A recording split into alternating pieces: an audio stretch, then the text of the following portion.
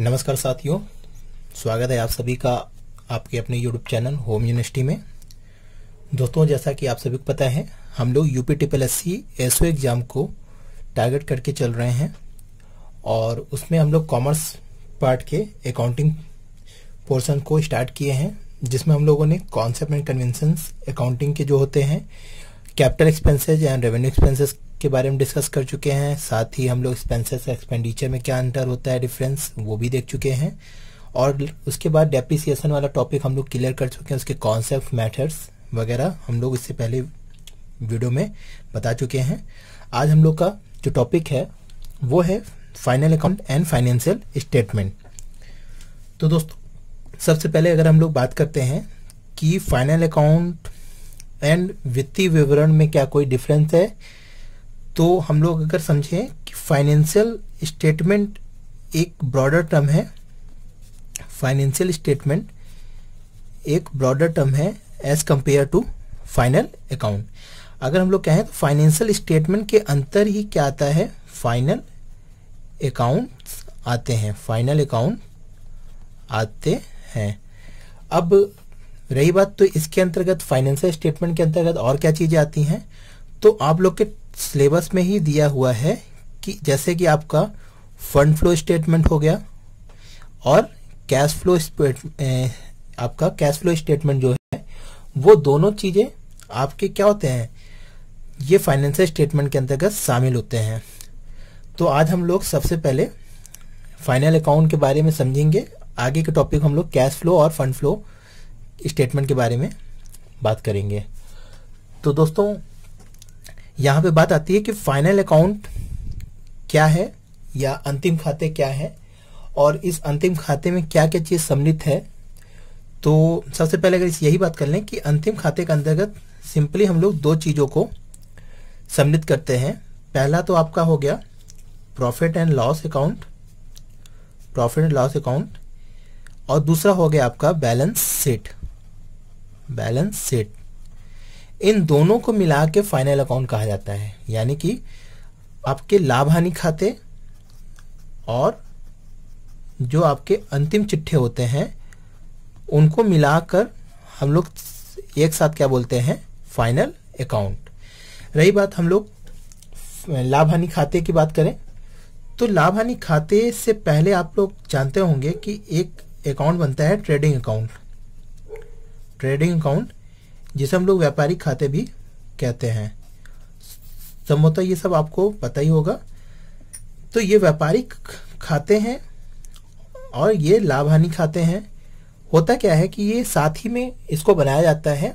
पहले हम लोग व्यापारिक खाते की मदों को सम्मिलित करते हैं, उससे हम लोग सकल लाभ या सकल हानि निकालते हैं। उसके बाद उस सकल लाभ सकल हानि को लाभ हानि खाते में ट्रांसफर कर देते हैं। तो यहाँ पे तो आप लोग देख रहे होंगे कि ये व्यापारिक खाते और लाभ हानि खाते हैं, पर यहाँ पे अंतिम चिट्ठे दिया है। तो क्वेश्चन कभी कभी ये भी पूछ लेता है, क्या अंतिम चिट्ठे कोई खाते हैं? तो ये आप लोग को पता भी होगा कि ये कोई खाता नहीं है, बल्कि ये क्या है, विवरण है या एक स्टेटमेंट है। इसीलिए देखिए, इन दोनों को मिलाकर हम लोग इसे फाइनल अकाउंट बोलते हैं। वास्तव में ये तो फाइनल अकाउंट नहीं होना चाहिए था, क्योंकि यह तो विवरण है, पर हम लोग इसको एक साथ जब कर लेते हैं तो इसे हम लोग फाइनल अकाउंट की परिभाषा या संज्ञा दे सकते हैं। इसे फाइनल अकाउंट के नाम से हम लोग बोलने लगते हैं। तो सबसे पहले अगर हम लोग टॉपिक स्टार्ट करते हैं आज ट्रेडिंग अकाउंट के बारे में, कि ट्रेडिंग अकाउंट होता क्या है, इसमें क्या आती हैं, क्या मदें होती हैं, तो इनके बारे में हम लोग ट्रेडिंग अकाउंट के बारे में सोचते हैं, जिसे हम लोग हिंदी में बोलते हैं व्यापारिक खाते, व्यापारिक खाते। दोस्तों, जैसा कि आप सभी को पता होगा कि व्यापारिक खाते सभी प्रत्यक्ष व्ययों को शामिल करता है और हम लोग इस खातों को बनाने का मेन उद्देश्य क्या होता है कि हमारी बिक्री, हमारे माल बनाने की लागत से अधिक प्राप्त हुई है कि नहीं, या सिंपली भाषा में देखें कि हमारा लागत ज्यादा आया है कि हमारी सेल्स ज्यादा है। इस चीज को हम लोग जानने के लिए क्या करते हैं, ट्रेडिंग अकाउंट को बनाते हैं। तो सिंपली आप लोग जानते भी होंगे कि ट्रेडिंग अकाउंट में हम लोग किन किन मदों को शामिल करते हैं। तो सबसे पहले हम लोग इसमें ऐसी सभी प्रत्यक्ष लागत को शामिल करते हैं, ऐसी सभी डायरेक्ट एक्सपेंसेस को शामिल करते हैं जो कि किसी वस्तु के उत्पादन में बनाने के लिए लगाई गई है। तो इसमें डायरेक्ट सभी एक्सपेंसेस को हम लोग शामिल कर लेते हैं और इन सभी मदों को हम लोग क्या करते हैं, डेबिट। एक्सपेंसेस को हम लोग डेबिट करते हैं और जो हमें प्राप्त होती है उसे हम लोग क्रेडिट करते हैं। तो डेबिट साइड में हम सारी डायरेक्ट एक्सपेंसेस जो माल के उत्पादन में लगी होती हैं उनको हम लोग शामिल करते हैं। और रही बात और क्या चीज शामिल करते हैं, तो हम लोग जितने माल को परचेज करते हैं, माल को परचेज करने में जो भी चीजें या क्रय करते हैं, अगर वो माल हम लोग उत्पादन के उद्देश्य से करते हैं तो ही हम लोग उस चीज को यहाँ पे शामिल करते हैं। और इसके बाद ही साथ ही इसमें किन मदों को शामिल करते हैं, ऐसे इंपोर्ट ड्यूटी या ऑक्ट्री हम लोग शामिल करते हैं जो माल को कारखाने में लाने से पहले किया जाता है। जब तक माल निर्मित नहीं हुआ तब तक जो भी लागत आती है चुंगी से रिलेटेड, इंपोर्ट ड्यूटी से रिलेटेड, उन सभी चीज को हम लोग किसमें शामिल करते हैं, आपके कारखाना या व्यापारिक खाते के अंतर्गत शामिल करते हैं। कारखाने के उत्पादन से पहले, कारखाने के पहले जितने भी लागत आती है उसको हम लोग ट्रेडिंग अकाउंट में ही शामिल करते हैं। इंपोर्ट ड्यूटी हो गया, ऑक्ट्री हो गया जो आपकी, तो ये सब चीजें हम लोग इसमें शामिल करते हैं। अब रही बात हम लोग इसके क्रेडिट साइड में क्या रखते हैं, तो क्रेडिट साइड में ये सारी जो मदें होती हैं हम लोग किस तरह रखते हैं, डेबिट साइड में, क्योंकि ये सब एक तरीके का क्या है, खर्च है, क्योंकि माल खरीदेंगे तो भी हमारा पैसा जाएगा। और अगर हम लोग इसकी क्रेडिट साइड की बात करते हैं तो हम लोग क्रेडिट में आपके सेल्स जितने का हम लोग विक्रय किए हैं उनको हम लोग शामिल करते हैं। अब यहाँ पे एक क्वेश्चन ये भी बनता है कि क्या हमेशा यहाँ पे ओपनिंग स्टॉक भी आता है, क्या हमेशा ओपनिंग स्टॉक आता है? तो आप लोग को पता है कि ओपनिंग स्टॉक तभी बचता है जब अंतिम वित्तीय वर्ष में आपके क्लोजिंग स्टॉक कुछ बचे होते हैं। तो ये एक नए व्यापार के लिए तो नहीं होता है ओपनिंग स्टॉक, पर जो पुराने व्यापार होते हैं जिसमें क्लोजिंग स्टॉक बचते हैं उसी को हम लोग अगले साल ओपनिंग स्टॉक में लेके चले आते हैं। तो यहाँ पे हम लोग सेल्स के बाद हम लोग जो क्रेडिट साइड में रखते हैं वो है आपका यही क्लोजिंग स्टॉक, जो अगली सब क्या हो जाएगा, ओपनिंग स्टॉक हो जाते हैं, या इसे हम लोग अंतिम स्टॉक भी या अंतिम स्कंद भी बोलते हैं। तो इस तरीके से ट्रेडिंग अकाउंट में हम लोग ऐसी सभी लागत को जो प्रत्यक्ष रूप से कारखाने में किए जाते हैं या माल को बनाने के लिए किए जाते हैं या माल को खरीदने के लिए किए जाते हैं, जिसका हमें उत्पादन करना है, वो सारी चीजें हम लोग ट्रेडिंग अकाउंट के डेबिट साइड में ले जाते हैं। और जो विक्रय करने से हमें प्राप्त होता है उसे हम लोग क्रेडिट साइड में ले जाते हैं। यहाँ पे क्रेडिट साइड में कंसाइनमेंट गुड्स को भी हम लोग रख लेते हैं उसके लागत मूल्य पर ही। और साथ ही यहाँ पे हम लोग एक चीज ये ध्यान दीजिएगा कि क्वेश्चन यहाँ से एक पॉइंट पूछता है कि ट्रेडिंग अकाउंट में किन खातों की मदें आती हैं। किन खातों की मदों की मतलब ये है, आप सभी को पता होगा, यहाँ पे एक चीज हम समझा देते हैं कि आप सभी को पता होगा कि अकाउंट्स जो होती हैं या खाते होते हैं वो मुख्यतः 3 प्रकार के होते हैं। होते तो 2 ही प्रकार के हैं, पर हम लोग सामान्य भाषा में इसको 3 भागों में बांट देते हैं। पहला होता है आपका व्यक्तिगत खाते, व्यक्तिगत खाते जिसे हम लोग पर्सनल अकाउंट भी बोलते हैं, आपका पर्सनल अकाउंट। दूसरा होता है आपका वास्तविक खाते, वास्तविक खाते जिसे हम लोग आपके रियल अकाउंट भी बोलते हैं। और एक होता है नाम मात्र खाते जिसे हम लोग नॉमिनल अकाउंट भी कहते हैं। तो यहाँ पे ये क्वेश्चन कभी कभी जनरेट करता है कि ट्रेडिंग अकाउंट या व्यापारिक खाते में किन खातों की मदें आती हैं। तो इसको आप लोग ध्यान दीजिएगा कि इसमें हम लोग आपके जो वास्तविक खाते होते हैं या रियल अकाउंट की जितने भी मदें होती हैं उनको शामिल करते हैं, और जो मदें आपके नॉमिनल अकाउंट के होते हैं या हम लोग नाम मात्र जिस खाते होते हैं उन मदों को हम लोग ट्रेडिंग अकाउंट में ले आते हैं। तो इस तरीके से ट्रेडिंग अकाउंट सिंपली भाषा में अगर हम लोग एक बार समझ लें तो ट्रेडिंग अकाउंट एक ऐसा खाता है जिसमें हम लोग अपनी बिक्री को लाभ हुआ या हानि हुआ बिक्री से उसके हम लोग लागत के परिप्रेक्ष्य में जानकारी हासिल करते हैं, जिसके परिप्रेक्ष्य में हमें सकल लाभ या सकल हानि के बारे में ज्ञात होता है। इस खाते से हम लोग जितने भी प्रत्यक्ष लागत होती है या प्रत्यक्ष खर्चे होते हैं उनको हम लोग बिक्री में से घटा देते हैं, और जो अंतिम स्कंद बचे रहते हैं उसको हम लोग बिक्री में शामिल कर लेते हैं। तो इसका अगर हम लोग एक फॉर्मूला बना लें, कभी कभी फॉर्मूले के तरह भी क्वेश्चंस पूछ लेते हैं, तो हम लोग ऐसे समझ सकते हैं कि नॉर्मली आशा करते हैं दिख रहा होगा। तो इसको अगर हम लोग इक्वेशन में समझ लें तो सबसे पहला आपका होता है ओपनिंग स्टॉक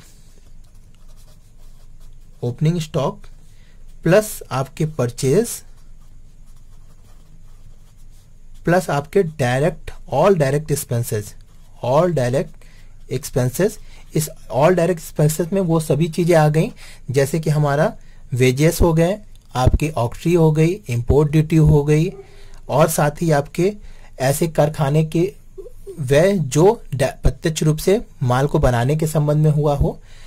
और आपको एक चीज और माइंड में कॉन्सेप्ट क्लियर कर लीजिए कि हम लोग सभी मदों को याद नहीं कर सकते हैं, पर आप कॉन्सेप्ट ये क्लियर रखिएगा कि जो भी चीजें कारखाने में होती हैं या माल के बनाने के संबंध से पहले या माल के बनाने के दौरान जितने भी खर्च होते हैं उन सभी खर्च को हम लोग किस में शामिल करते हैं, डायरेक्ट एक्सपेंसेस में शामिल करते हैं। अब आप लोग क्वेश्चन में समझिएगा कि जब क्वेश्चन में कोई चीज दिया रहे तो वहां पे आप लोग कॉन्सेप्ट समझिएगा कि वो क्या वास्तव में कारखाने में हुआ है या माल को बनाने के दौरान हुआ है। तो वो चीजें आपकी किस में आ जाएंगी, डायरेक्ट एक्सपेंसेस में आ जाएंगी। वही चीजें हमारी ट्रेडिंग अकाउंट में शामिल होती हैं। और अगर हम लोग इसमें बात कर ले तो इस तरीके से ओपनिंग स्टॉक, परचेज और डायरेक्ट एक्सपेंसेस मुख्य रूप से हमारे क्या जाते हैं, इसमें आ जाते हैं। और हम लोग इसमें क्या घटा देते हैं, sales plus closing stock, sales plus closing stock. तो कभी कभी क्वेश्चन ऐसे ही पूछ सकता है, अलग अलग इक्वेशन बना के दे सकता है, उसमें से सही इक्वेशन आपको शायद चुनने को लिए दे। तो कुछ क्वेश्चन अभी कभी कभी ऐसे भी देखा गया है। तो इस तरीके से आप ट्रेडिंग अकाउंट के बारे में समझ गए होंगे कि व्यापारिक खाते से हमें सकल लाभ या ग्रॉस प्रॉफिट या ग्रॉस लॉस के बारे में जानकारी होती है, और ये माल के बनाने के संबंध में जो खर्च होते हैं उनको हम लोग डेबिट करके, और जो बिक्री से हमें राशि प्राप्त होती है या सेल से हमें जो राशि प्राप्त होती है उसमें से घटाने के बाद हमें सकल लाभ या सकल हानि के बारे में ज्ञात होता है। तो आशा करते हैं ट्रेडिंग अकाउंट के बारे में समझ में आ गया होगा। अब हम लोग अगर दूसरे खाते की बात कर लेते हैं, जिसे हम लोग प्रॉफिट एंड लॉस अकाउंट या कह सकते हैं आप लाभ हानि खाते। ये वास्तव में क्या होता है, आपका उसी खाते का एक पार्ट ही है प्रॉफिट एंड लॉस अकाउंट, जिसे हम लोग अलग से नहीं बनाते हैं, उसी के साथ ही हम लोग इसको बनाते हैं। हिंदी में से हम लोग लाभ हानि खाते कहते हैं। लाभ हानि खाते क्या होते हैं इसके बारे में हम लोग समझ लेते हैं। जैसे कि हम लोग अभी व्यापारिक खाते में प्रत्यक्ष लागत के बारे में समझ रहे थे, तो कुछ अप्रत्यक्ष लागत भी होते हैं, आशा करते हैं कि आप लोगों को अकाउंट्स के जो गोल्डन रूल्स हैं उनके बारे में पता होगा। तो अभी हम लोगों ने रियल अकाउंट, पर्सनल अकाउंट और नॉमिनल अकाउंट के बारे में समझा था। तो यहाँ पे एक चीज ध्यान दीजिएगा, पहला पॉइंट यही याद रखिएगा कि प्रॉफिट एंड लॉस अकाउंट में वही चीजें आती हैं जो आपकी नॉमिनल नेचर्स की या नॉमिनल अकाउंट नेचर्स की होती हैं, या कह सकते हैं नाम मात्र खाते की प्रकृति के होते हों। तो सबसे पहला पॉइंट आप लोग यही याद रखिएगा कि इसमें उन्हीं मदों को लाते हैं जो आपके नाम मात्र खाते प्रकृति के होते हैं। अब ये नाम मात्र खाते के प्रकृति क्या होते हैं, नॉर्मल अकाउंट की नेचर्स क्या होती हैं, तो आप सभी को पता है कि जो भी व्यय होते हैं, खर्चे होते हैं, हानियां होती हैं, इसका रूल्स यही है गोल्डन रूल में कि जो भी आपके खर्च होते हैं, हानि होती है या आपके व्यय होते हैं, वो सारी चीजें क्या की जाती हैं, डेबिट की जाती हैं। और जो भी आपकी आय होती है या आपके लाभ होते हैं, वो सारी चीजें क्या होती हैं, क्रेडिट होती हैं। तो नॉर्मल खाते की प्रकृति यही होती है कि यहाँ पे हम लोग व्यय और आय या खर्च और हानि के बारे में समझते हैं और उन्हीं को हम लोग डेबिट और क्रेडिट करते हैं। तो यहाँ पे हम लोग प्रॉफिट लॉस में आ जाते हैं कि प्रॉफिट लॉस अकाउंट में उन्हीं मदों को रखते हैं जो नॉर्मल अकाउंट की प्रकृति के होते हैं। अब बात आती है कि हम लोग लाभ हानि खाता क्यों बनाते हैं। तो ये भी आप समझ लीजिए कि हम लोग व्यापारिक खाते से सकल लाभ या सकल हानि ज्ञात करते हैं, तो सकल लाभ को हम लोग प्रॉफिट लॉस में ट्रांसफर कर देते हैं। अगर सकल हानि भी होती है तो उसे भी हम लोग प्रॉफिट लॉस में ही ट्रांसफर कर देते हैं। अगर सकल हानि होगा तो प्रॉफिट लॉस में आने के बाद उसकी और हानि बढ़ जाएगी, और अगर लाभ होता है तो हमारी लाभ में कमी हो जाती है, क्योंकि हमारे पास अभी नॉमिनल अकाउंट के भी कुछ खर्चे बचे हुए रहते हैं। तो अगर हम लोग बात कर लेते हैं कि प्रॉफिट लॉस अकाउंट में हम लोग किन मदों को डेबिट करते हैं, तो ऐसे सभी इनडायरेक्ट एक्सपेंसेस जो, या कह सकते हैं अप्रत्यक्ष व्यय, जो आपके माल को बनाने के संबंध में ना होकर माल को कारखाने के बाद जो भी खर्च होते हैं, या कह सकते हैं जितने भी कार्यालय खर्च होते हैं, उन सभी को हम लोग इनडायरेक्ट एक्सपेंसेस के अंतर्गत रखते हैं। और इसके साथ ही हम लोग ऐसे सभी प्रोविजंस जो हम लोग क्या करते हैं फॉर फ्यूचर्स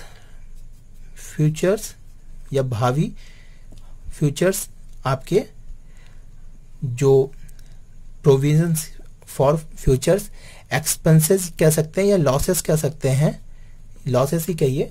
जैसे कि आप लोग बैड डेब्ट्स के लिए प्रोविजंस करते हैं तो भी हम लोग उसको क्या करते हैं आपके प्रॉफिट लॉस में ही डेबिट करते हैं, या हम लोग डेप्रिसिएशन करते हैं तो भी हम लोग उसे आपके प्रॉफिट लॉस में ले जाते हैं।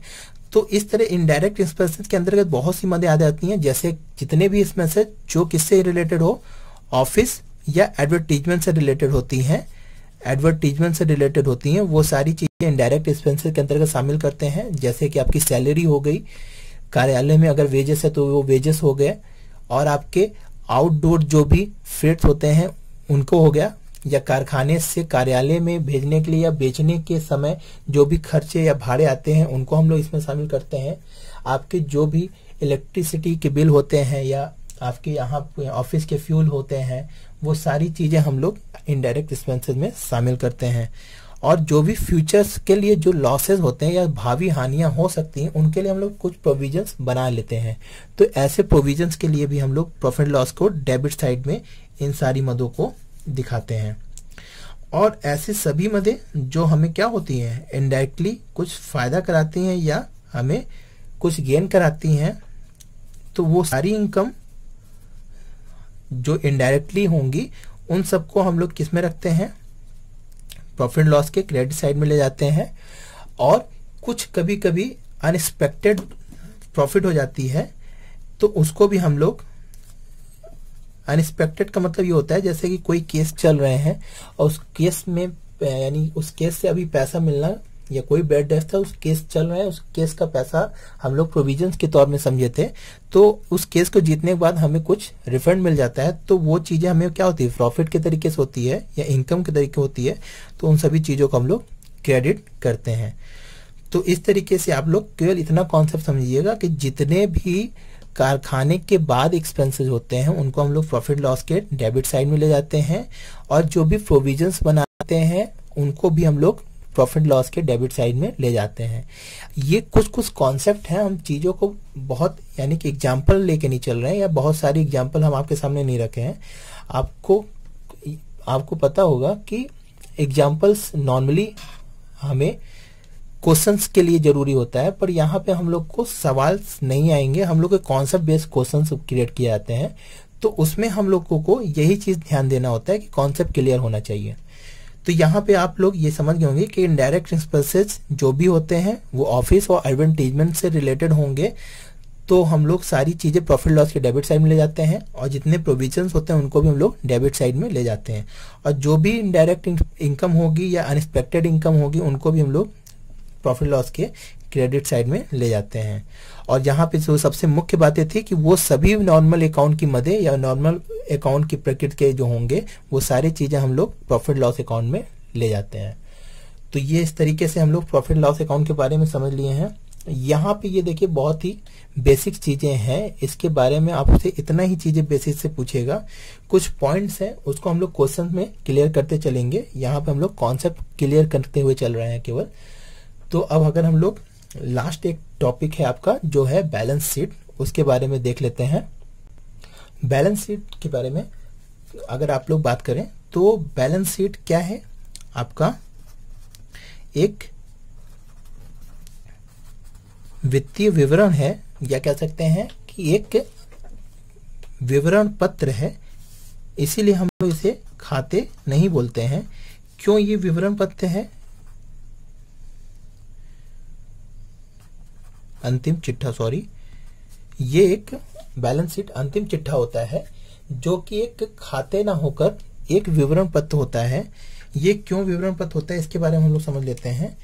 होता क्या है कि ये किसी खाते की या किसी मदों को हम लोग इसमें लाते नहीं है। जो मदें हमारी खाता बही बनाने के बाद में शेष बच जाती है, उन सभी शेष को हम लोग क्या करते हैं, यहाँ पे ट्रांसफर कर देते हैं। तो जितनी शेष मदें होती हैं उसी को हम लोग बैलेंस शीट में ट्रांसफर करते हैं। इसीलिए यह एक विवरण है, ना कि आपका कोई खाता है। तो यहाँ पे अगर हम लोग सबसे बात पहले कर लें तो इसमें कौन सी मदें आती हैं या किस प्रकृति की खाते की मदें आती हैं। तो इसमें आपकी जितने भी रियल अकाउंट की बैलेंस बचती है वो, और जो भी पर्सनल अकाउंट की बैलेंस है, उन सभी चीजों को हम लोग यहाँ पे ले आते हैं। पर्सनल अकाउंट और रियल अकाउंट के बैलेंस को हम लोग यहाँ पे ले आते हैं।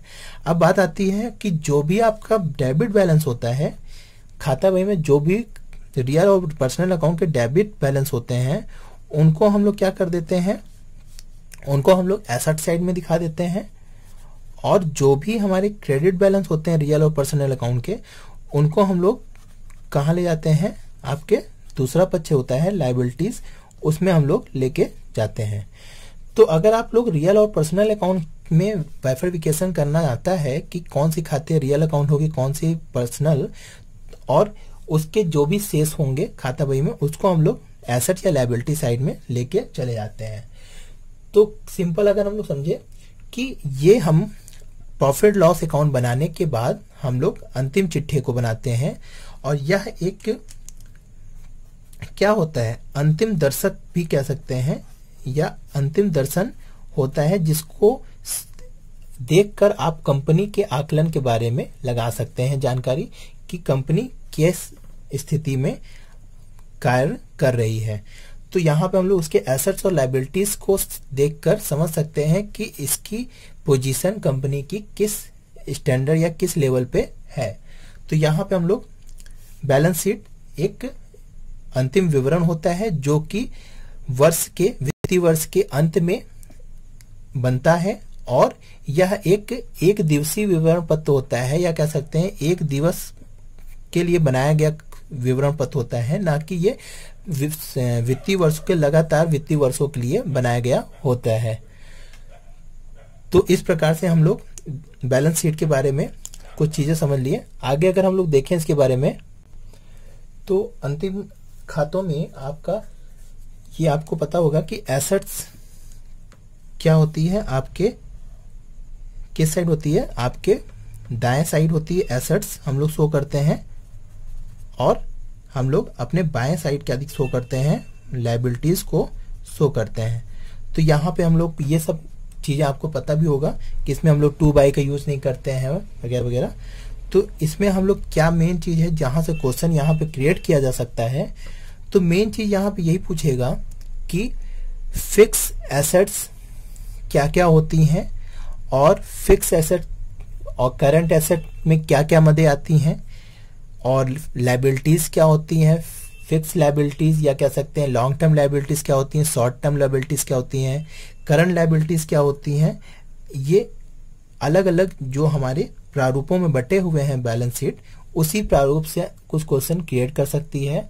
और जब हम लोग फंड फ्लो और कैश फ्लो स्टेटमेंट पढ़ेंगे तो वहां पे हम लोग करंट लायबिलिटी में किन मदों को शामिल करते हैं, करंट एसेट में किन मदों को शामिल करते हैं, उन सभी चीजों को हम लोग वहां बाकायदे देखेंगे। यहाँ पे आप इतना समझ लीजिए कि लायबिलिटीज में और एसेट्स में हम लोग कुछ मदों को सिस्टम वाइज रखते हैं। तो यहाँ पे हम लोग फिक्स एसेट को सबसे पहले रखते हैं और उसके बाद हम लोग जो बचते हैं उनको हम लोग करंट एसेट में उसके बाद रखते हैं। इनमें क्या क्या मदे आते हैं हम लोग जब फंड फ्लो पढ़ेंगे उसमें बकायदे हम लोग उसको चर्चा करेंगे। और फिर यहाँ पे आपकी जो आपकी लायबिलिटीज होती हैं या कैपिटल्स होती हैं उनको हम लोग देखते हैं। हमने शुरू में बताया था कि आपकी जो लायबिलिटीज होती हैं वो दो तरीके की होती हैं, एक होती है इक्विटी फॉर्म में, एक होती है एक्सटर्नल लायबिलिटीज के फॉर्म में। इक्विटी मतलब कैपिटल से रिलेटेड और एक्सटर्नल लायबिलिटी मतलब लॉन्ग टर्म या आपके शॉर्ट टर्म लोन्स जो होते हैं उनको हम लोग एक्सटर्नल लायबिलिटीज में रखते हैं। तो इस तरीके से बैलेंस शीट की ये कुछ मुख्य बातें हैं। आगे हम लोग इसके बारे में अगर देखते हैं तो कुछ शॉर्ट टर्म्स लोन होते हैं या शॉर्ट टर्म लायबिलिटीज होती हैं उनको भी हम लोग यहाँ पे शो करते हैं। और कुछ ऐसी मदें होती हैं जो हम लोगों की इस साल क्या होती है, जैसे कि आउटस्टैंडिंग एक्सपेंसेस हो गए और तो उनको हम लोग लायबिलिटी साइड में ले जाते हैं और जो आपके प्रीपेड हो गए उनको हम लोग एसेट साइड में मदों को ले जाते हैं। तो इस तरीके से हम लोग अंतिम चिट्ठों में इन मदों को शामिल करते हैं। ऐसे मदे तो बहुत ढेर सारी चीजें हैं, फिक्स एसेट में बहुत सी चीजें आती हैं, करंट लायबिलिटीज में, करंट एसेट में बहुत सी चीजें हैं। तो उनको हम लोग आने वाली वीडियो में फंड फ्लो स्टेटमेंट और कैश फ्लो स्टेटमेंट में देखेंगे, वहां पे उसका यूज बकायदे है, तो वहां पे हम लोग उसको समझेंगे। तो यहाँ पे हम लोग मुख्य मुख्य चीजों को देख लिए हैं, जो नॉर्मल चीजें थी कॉन्सेप्ट क्लियर करने के लिए उसको हम लोग यहाँ पे समझ लिए हैं। तो आज की वीडियो में दोस्तों इतना ही। हम लोग यहाँ पे final account, trading account, profit loss account और बैलेंस शीट के बारे में देखें। आगे हम लोग फाइनेंशियल स्टेटमेंट में चीजों को fund flow, cash flow statement और उसके बाद आपका रेशियो एनालिसिस है टॉपिक में, तो उसको हम लोग समझेंगे। तो आज के लिए दोस्तों इतना ही। वीडियो को ज्यादा से ज्यादा शेयर करिए और हमारे चैनल को सब्सक्राइब करिए और जो भी एसईओ की तैयारी कर रहे हैं उनको ये वीडियो पहुंचाइए या शेयर करिए। तो आज के लिए इतना ही। धन्यवाद दोस्तों। जय हिंद, जय भारत।